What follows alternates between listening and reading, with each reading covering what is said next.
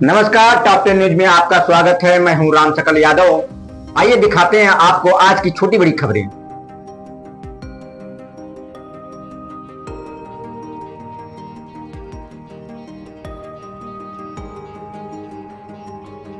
आजाद अधिकार सेना के बैनर तले जिला मुख्यालय पहुंचे ग्रामीणों ने निजी अस्पताल पर इलाज में लापरवाही बरतने के चलते प्रसूता की जान जाने का गंभीर आरोप लगाते हुए जिला प्रशासन को ज्ञापन सौंपकर मामले की जांच कर उचित कार्रवाई की मांग की है।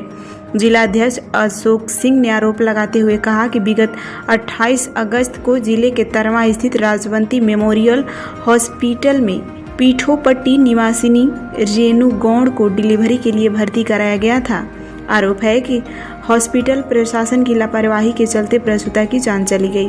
ऊपर से अस्पताल प्रशासन द्वारा प्रसूता के परिजनों को अंधेरे में रखकर मरीज के साथ कभी शहर के विद्या तो कभी रमा हॉस्पिटल के चक्कर लगवाकर गुमराह करता रहा, जो हॉस्पिटल में लगे सीसीटीवी कैमरे में कैद हो गई। अस्पताल प्रशासन द्वारा मरीजों को किसी तरह का दवा इलाज का पर्चा भी नहीं दिया गया। प्रसूता की मौत के बाद अपनी लापरवाही छुपाने के लिए अस्पताल प्रशासन द्वारा परिजनों को पैसे का लालच देकर बहला फुसलाकर पहले मृत प्रसूता का अंतिम संस्कार करवाया गया, फिर प्रसूता के परिजनों के ऊपर फर्जी मुकदमा लिखवा दिया गया। परिजनों का आरोप है कि हमारे पास अस्पताल प्रशासन द्वारा फोन पर प्रलोभन देकर गुमराह करने की रिकॉर्डिंग भी मौजूद है। ऐसे में आजाद अधिकार सेना जिलाधिकारी व पुलिस अधीक्षक से मिलकर मामले की जांच कर निष्पक्ष कार्रवाई की मांग कर रहा है। इस दौरान प्रेमा गौड़, मनीष गौड़, कांता प्रसाद गौड़, रवि प्रकाश गौड़, पायल गौड़, मोनू गौड़, चंद्रकला चौथी गौड़ सहित बड़ी संख्या में ग्रामीण मौजूद रहे। अशोक सिंह, जिला अध्यक्ष आजाद अधिकार सेना आजमगढ़। क्या मामला है आप लोगों का? मामला है एक प्रसूता की राजवंती मेमोरियल हॉस्पिटल तरवा में मृत्यु हुई है। 11 बजे एडमिट कराते हैं, 1 बजे वो सहमत पत्र बनवाते हैं ऑपरेशन के लिए, और 2:30 से 3 बजे पीड़िता की चाची से कहते हैं कि हालत बहुत गंभीर है, इनको अदर हॉस्पिटल लेके जाना पड़ेगा। अपने निजी प्राइवेट गाड़ी से लेकर विद्या हॉस्पिटल आते हैं, जहां गाड़ी में ही चेकअप होता है।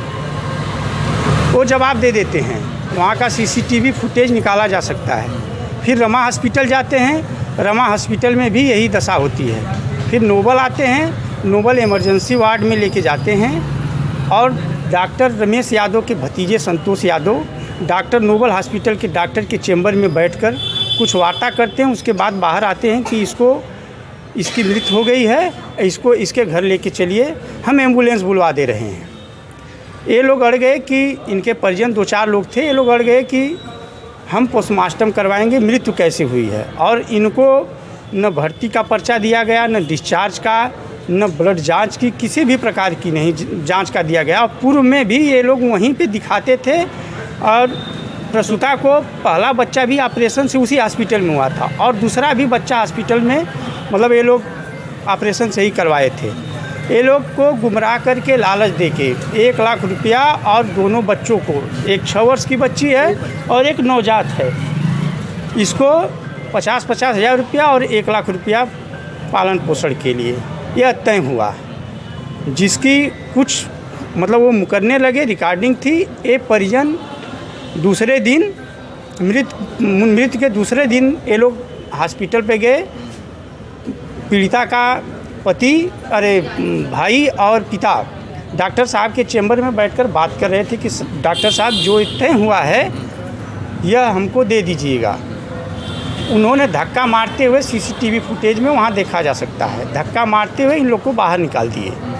कुछ लोग और ग्रामीण गए थे, कई घटनाएं घटित हुई है वहाँ पे गए, जब धक्का मारते हुए देखे तो उग्र हो गए, और भीड़ उग्र हुई है, तोड़ फोड़ भी हुई है, और डॉक्टर पक्ष के तरफ से भी जान माल की धमकी दी गई है। तोड़ फोड़ की सूचना पे पुलिस आती है, पुलिस दोनों पक्षों को लेके जाती है थाने पर, बैठाती है और डॉक्टर पक्ष को छोड़ देती है। और 13 लोग को, जो प्रसूता है मृत्यु हुई है, उनके 13 लोगों को नामजद करती है। ये लोग जाते हैं तहसील में नगर में जमानत करवाने, तहसील लालगंज में जमानत करवाने जाते हैं। वहीं से इन लोग को यूपीपी के पोर्टल पर यह दिखने को मिलता है कि उसमें से 8 लोगों को ऊपर एफआईआर कर दिया गया है नामजद और डॉक्टर पक्ष को छोड़ दिया गया है।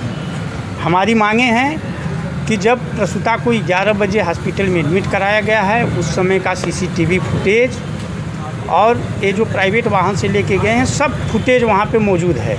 और विद्या हॉस्पिटल, रमा हॉस्पिटल में भी ये लेके आए हैं, वहाँ का भी सीसीटीवी फुटेज और नोबेल हॉस्पिटल का भी फुटेज और कॉल रिकॉर्डिंग।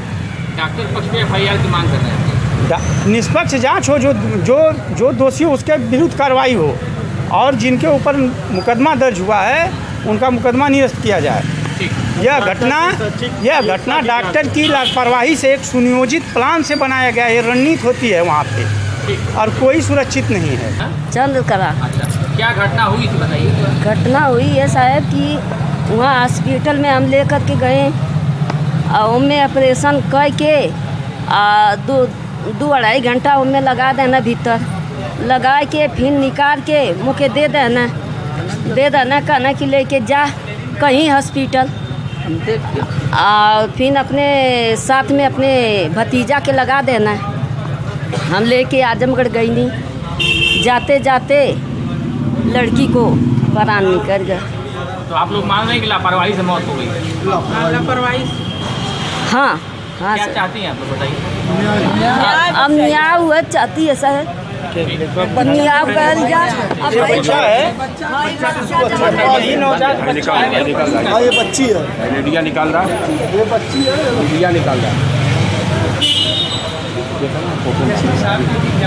क्या आप अपने बच्चे के उज्जवल भविष्य की तलाश में हैं?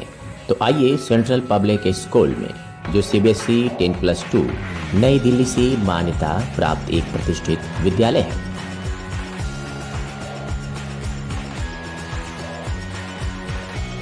सत्र 2025-26 के लिए एडमिशन ओपन है। नर्सरी से लेकर कक्षा 9वीं एवं 11वीं तक साइंस, कॉमर्स और ह्यूमैनिटीज सभी स्ट्रीम्स में आधुनिक शिक्षा प्रणाली, ऑनलाइन क्लासेस और ई-लर्निंग की सुविधा। जिले के टॉपर्स यहीं से निकलते हैं और अब बारी है आपके बच्चे की।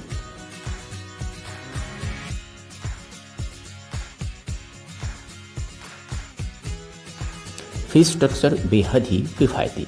नर्सरी से कक्षा 8वीं तक मात्र 750 रुपये से 1650 रुपये प्रति माह। कक्षा 9वीं 2000 प्रति माह। कक्षा 11 की केवल 2500 रुपये प्रति माह। वाहन की सुविधा 20 किलोमीटर के दायरे में उपलब्ध है।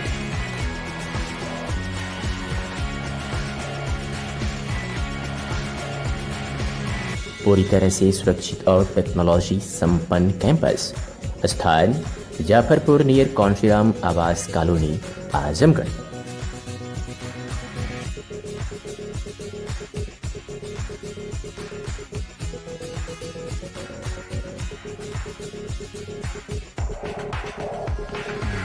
संपर्क करें 8090620567 9335233906 और 9198856542।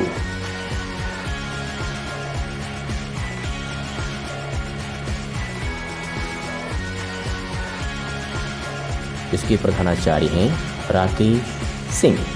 सेंट्रल पब्लिक स्कूल, आपके बच्चे का भविष्य हमारी जिम्मेदारी।